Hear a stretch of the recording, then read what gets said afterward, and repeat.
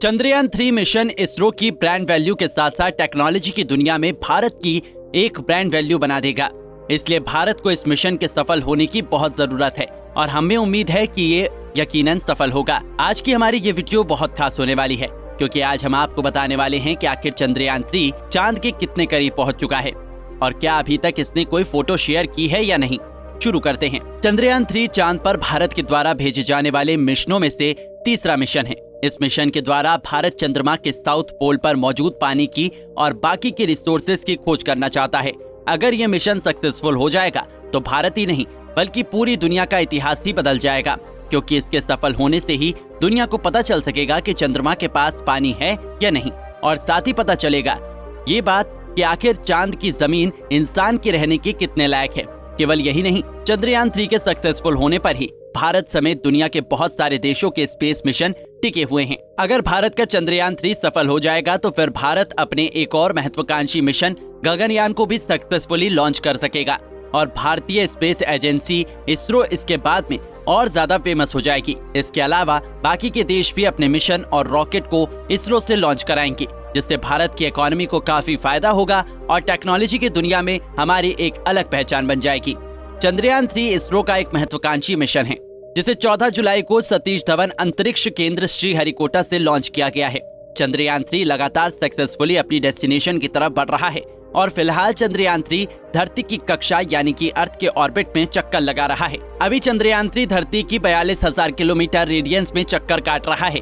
चंद्रयान 3 फिलहाल धरती की परिक्रमा कर रहा है और इसरो के साइंटिस्ट धीरे धीरे इसके परिक्रमा पथ को बढ़ाते जाएंगे और जब ये धरती के अंडाकार पथ पर अपने सबसे लंबा चक्कर हो जाएगा, यानी कि धरती से 1 लाख किलोमीटर दूर तक परिक्रमा करने लगेगा, फिर ये चंद्रमा के ऑर्बिट में पहुंच जाएगा।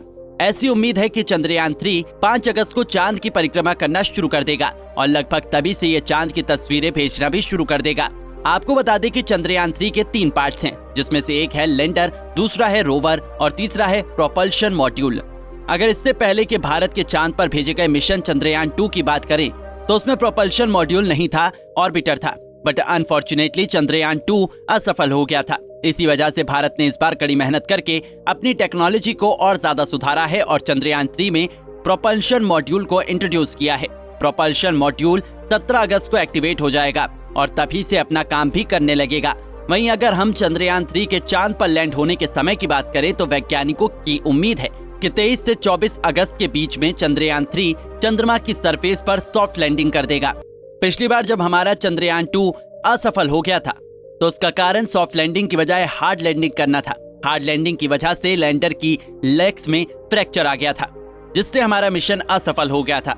लेकिन इस बार लैंडर में हाईली टेक्नोलॉजी से लैस लेजर का इस्तेमाल किया गया है, जिससे पहले ही वैज्ञानिकों को पता चलता रहेगा चंद्रयान 3 आखिर चंद्रमा की सरफेस से अभी कितना ऊपर है, ताकि अनुमान लगाकर धीरे धीरे चंद्रयान 3 को चंद्रमा के सरफेस पर उतारा जाए, जिससे हार्ड लैंडिंग ना हो और इस मिशन के क्रैश होने का खतरा खत्म हो जाए।